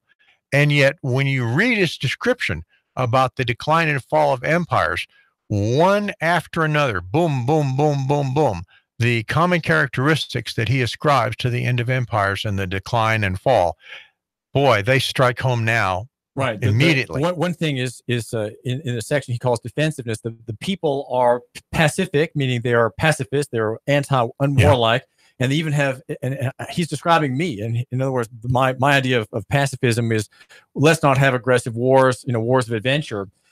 He identifies that, though, as part of the weakness of the empire. We don't want to have war anymore, and we have a high moral argument against it, which of course I would say I would have. As a Christian, I have a high moral argument against it, but he says he views that as a sign of the weakness of the empire, the loss of duty, the loss of a sense of duty to one's nation and one's people and one's country. That decline, as you mentioned in Vietnam, very strong in this country. I think let me just say I'm an anti-imperialist. All right, I believe that centralized organizations, and that includes empires and well tightly run national governments, are wrong. We shouldn't have them. And I find his words prophetic without agreeing with his underlying philosophies. He is a British imperialist. He grew up in the age of Victoria. He fought in World War I with honors. He proceeded to head the Arab League, the Jordan Army, foreign commander in chief of your army. He's got to be pretty significant to have that. So it's steeped not just in the history of empires, which you have in the Middle East, and he spent much time studying, but in the fact that he was the child of his own empire. And so you need to read that into it. One part where he accuses me just to my face, he says, money being in better supply than courage, subsidies instead of weapons are employed to buy off enemies. And then he says, to justify this departure from ancient tradition, which is, of course, the American military, let's say World War I, the human mind easily devises its own justification. Military readiness or aggressiveness is denounced as primitive and immoral. I mean, he's talking to me here. Civilized peoples are too proud to fight. The conquest of one nation by another is declared to be immoral. Empires are wicked. This intellectual device enables us to suppress our feelings of inferiority when we read of the heroism of our ancestors, and then ruefully contemplate our position today. And then the last sentence is, it is not that we are afraid to fight, we say, but we should consider it immoral. This even enables us to assume an attitude of moral superiority. So he's effectively condemning the local economy argument, which is, Pacific. Let's not have wars. Let's not kill each other. Let's see if we can build a prosperous local economy, a prosperous city. He kind of scoffs at that as a sign of decadence and weakness. Well, that's because I say he's an imperialist who is steeped in the concept of central power structures and how they can save the world, which, as far as I'm concerned, is absolutely not true. What does he say about defensiveness? How is it that empires in decline are defensive, and how does my listener see this aspect of his suggestion in the world around us, Sam? Well, you can look at us in the United States. We are now moving very much into defensive modes. There are people in our highest levels of government who want to try and continue to build the American empire, to be offensive, to go out and to strike the world, to take over the Middle East and Syria, just as we did in Iraq, and abolish all enemies in the world. But there's a growing movement in this country at lower levels, and Trump was elected by that movement, which is to say, enough is enough. It's time we stopped declaring war on the rest of the world and came back to being a republic. Well, but also I would add sort of parallel to that, in a contradiction to what you're saying, defensiveness as in the security state. The security state feeds on fear. Everybody's constantly afraid. We're afraid of enemies left and right. We're afraid of terrorism. We have the Patriot Act. We have all kinds of things foisted upon us in which we have to live in fear, and we're constantly checking and going through police checkpoints, police scans of our email, the surveillance state. That's all defensive. I think in the way Sir John Glove is using it in this essay. I'm not sure I completely agree. It's in some sense it is. I regard that more as offensive on the part of centralized authorities. I regard that as an offensive act on the part of the state, of the government of this country, to try and control us, to run our lives, and to take freedom away from us. He says also, Sam Spade, that the decline of empire is seen in very bitter internal feuding. Do we see that today? Absolutely. Oh, there's many. You really have to look at the list is so long. But the bitter internal feuding is one example. The division of the country into various tribes who compete not on logical arguments, but on their position of their tribe and want to do whatever they can to strike back against the other party.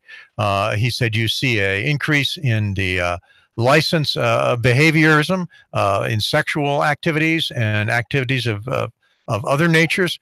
He said you see an increase in the position of women in power in society at higher levels. He said you will see an increase in a wide variety of cultures moving into the cities in an attempt to pursue the wealth that occurs there, with the net that you no longer have the common cultural concepts that used to exist when the cities were formed. All of those things you see in this country and more. I mean, he casts off in one sentence something that looks minor until you read it again and you realize that it strikes home so nowadays so strongly. Does the decline of empire matter, Sam Spade, on the type of administration or the type of government that an empire has? No, he makes that point. He said these characteristics, he looks at a range of empires, from the Persian Empire to the Mamluk Empire in Egypt to the Ottoman Empire in Turkey. Remember, he's spent much of the Romanovs. He spent much of his time in the Middle East, which is a kind of a central area for empires all around. So he looked at so many different empires that he kind of crosses out all the differences and is giving us the distilled concepts of what he sees that are common to all of them. I highly recommend, if you're interested in trying to decide what's happening in the world and in our country and distilling it. And this is a great essay at 25 pages. It is a great essay. I've had it on my well-marked shelf of a stack of essays that are like crucial essays to have and to go back to. It is included in that. Now, Sam, we're looking, I'm asking, my listener wants to know, okay, what are the signs of decay and decline? We are, after all, a great empire. We have President Trump at the helm. We're mightier than ever. The economic news is just terrific at every point. We hear Sean Hannity at 3 o'clock assure us that the economy, the strength of our country has just never been better if you look at all the numbers. And yet, in this declining phase, according to Sir John Glubb Pasha, GLUBB is his name, Glubb Pasha as he's called, frivolity and is part of the phase we're in now, which includes always what kind of hero, who are the heroes of our age in the declining age as opposed to the earlier age. Well, he says that the heroes are athletes, actors, and singers, yes, but not people like General Washington, right? yes, or General Eisenhower or General Patton. These are not people. Audie Murphy. These are not our heroes. Statesmen. Lincoln. Who's Lincoln? Did he? What war was he? People don't know hardly what he did. And so we don't have heroes of that kind, but we have a very frivolous and frothy and light estimation of those to whom we should give our time. Well, you hit it on a point here, because there is a schism in our society in which a militarist group exists with very strong militarist philosophies who hold people like Schwarzkopf in great esteem, because he's a military hero.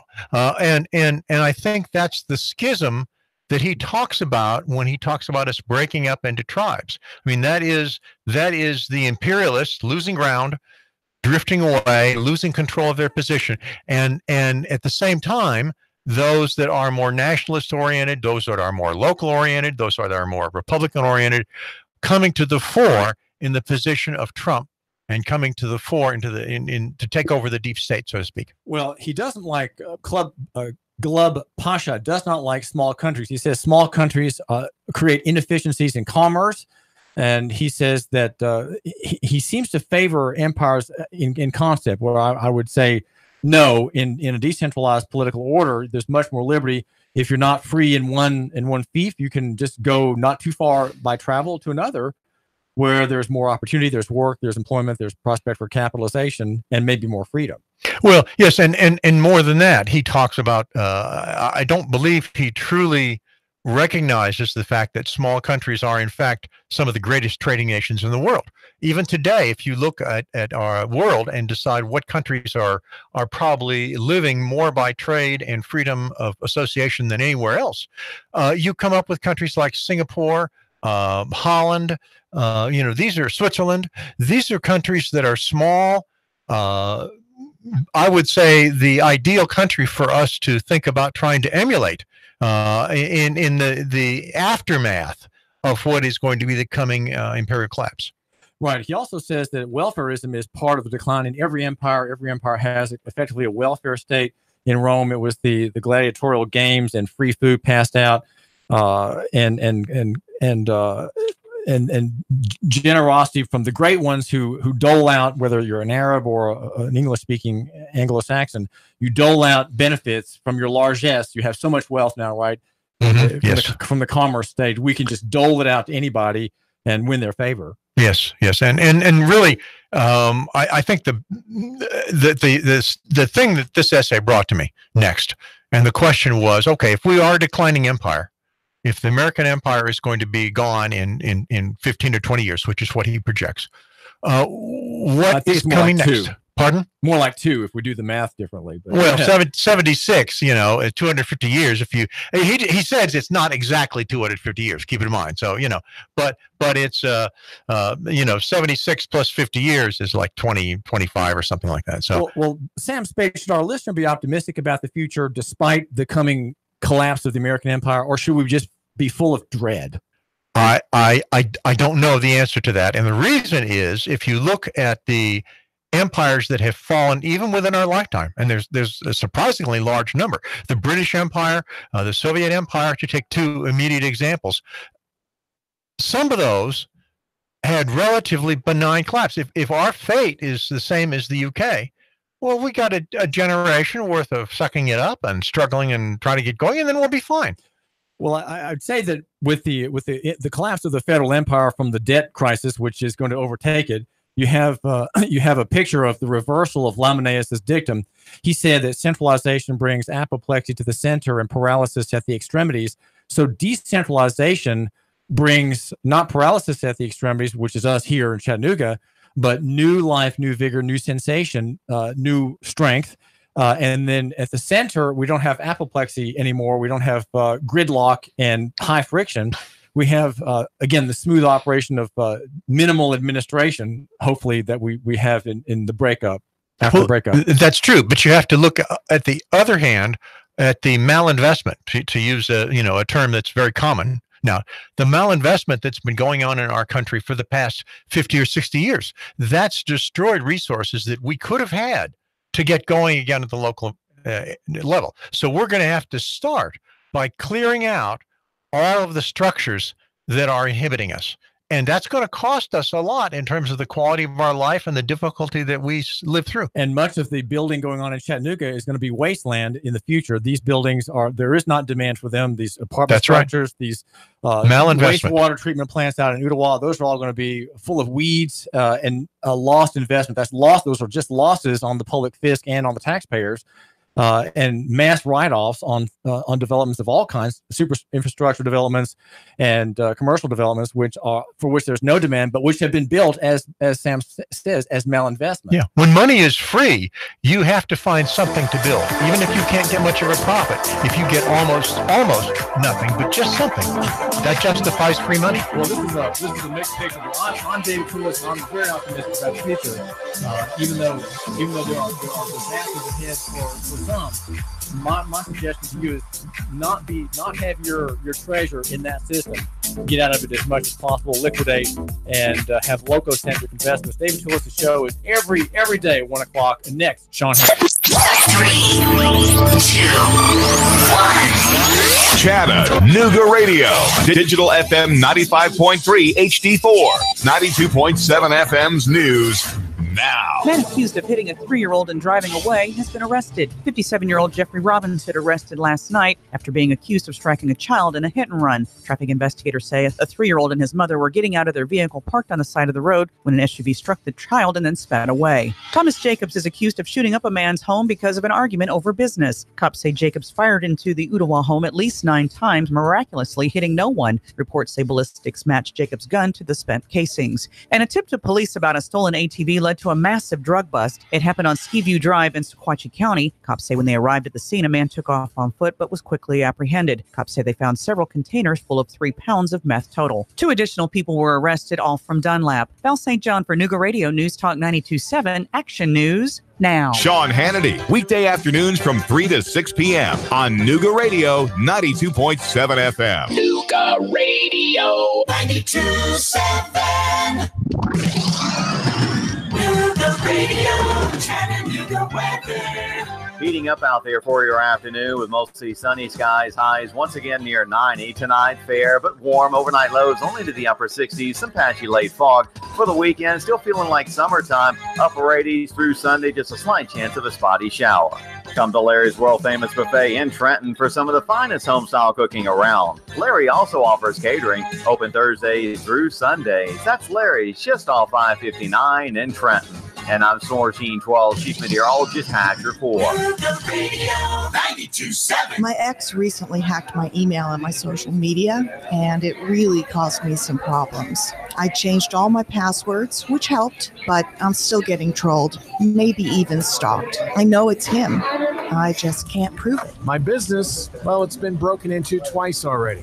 I've got cameras, but that only helps after the fact. I'd rather prevent it from happening in the first place. Unity One East is your solution to these and many other security concerns. With private investigation, security services, and backed by decades of real-life experience in military and law enforcement, Unity One East is your instant contact for security, investigation, and consultation to help protect you, your family, and your business.